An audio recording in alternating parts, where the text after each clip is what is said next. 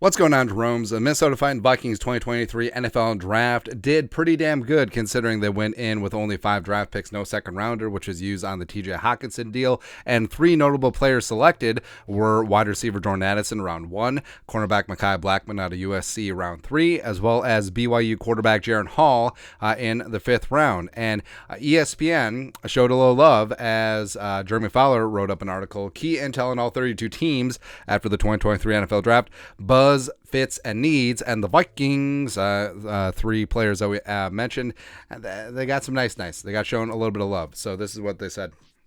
The Vikings received multiple calls while on the clock at 23, but ultimately chose to stay with Jordan Addison, who was, based on fit, perhaps the top receiver on Minnesota's board, a natural complement to Justin Jefferson as an inside-outside threat and route runner. And looking at the board when the Vikings took Addison at 23, who were people coming up for? Maybe Deontay Banks, maybe Kincaid, sure. Probably not Mozzie Smith.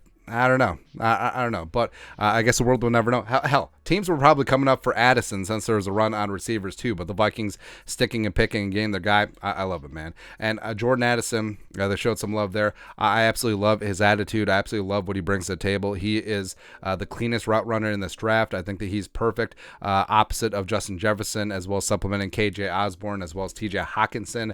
And I think that he's a guy where he's going to come in, has a great attitude, and can show up and show out, and he doesn't have to be the guy. He doesn't have to be the guy basically ever when you have Justin freaking Jefferson as your wide receiver 1, but he's a guy that's going to feast on cornerback 2s and 3s. He's going to be schemed open, and he's a guy that has great agility, great yards after catch as well, because he gets so much damn separation, and I think that he's going to be a problem, especially in the open field. So I absolutely love and adore the Jordan Addison pick. Continuing, Minnesota loves third-rounder cornerback Mekhi Blackmon's attitude. He plays like a starter, even if he's not ready yet. But it believes he can work into one. Assuming he gets stronger. And Blackmon was a bit of an interesting pick because there was a lot more well-known cornerbacks on the board, but the Vikings, they did the homework on Blackmon. He was brought in as a top 30 visit. Flores and Kwesi and everyone else signed off on him, and he is a super feisty outside the numbers dude. Played a little bit of slot at Colorado as well, and at USC he was often in the fire, going up against wide receiver 1s, practicing against Jordan Addison every single day in practice, wanting to practice against him. Now he can be a little bit grabby, which plays into the ultra aggressive mode, but he is an aggro press man cornerback, and he's very good in run defense. He's got a very infectious attitude. I think that he's a guy that Brian Flores is going to love on his defense, and I wouldn't be shocked if he emerges from training camp as a starter week 1. Him and Byron Murphy as your 2 starters, and then Booth and Evans and Jawan Williams, Kalam Barnes, whoever, bringing up the rear with the gear with the rest of them. Then finally, Jaren Hall. Don't sleep on Jaren Hall, on the Jaren Hall selection in the 5th round. Minnesota did a lot of work on the quarterback class. Some expected Hall to go higher on day 3. He's the ideal developmental quarterback who might push Nick Mullins for the number 2 spot behind Kirk Cousins. Vikings coach Kevin McConnell knows how to evaluate quarterbacks, so they wouldn't made this pick unless they believe Hall might have something to build on. And Jaren Hall, he is 25 coming in. He's a little bit older of a prospect, but he does have an NFL caliber arm.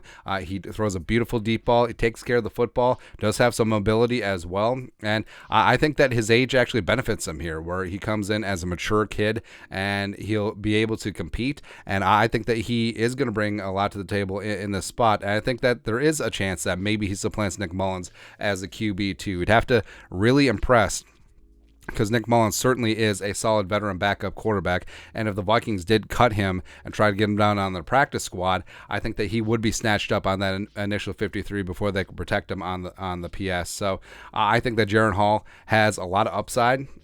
So I'm really happy that a lot of people around the league see that as well. And am I ready to say that Jaren Hall is going to be the guy in 2024? No, but he does intrigue me a lot more than some of the other prospects. I think that he does have a decently high floor. I think his floor right right now is solid, competent backup, and he could certainly grow and show a little bit more into that role. Remember, he only started for 2 years at BYU, and he got better as he progressed, and I think that he could be a guy that could be part of the Vikings' future going forward. But that's it. ESPN showed a little bit of love to the trio of Jordan Addison, Mekhi Blackmon, as well as Jaren Hall. Let us know your thoughts and our thoughts in the comment section below. Subscribe for daily Vikings takes. Want to support the work? Put a little something in the Venmo. But till next time, Skol, production value.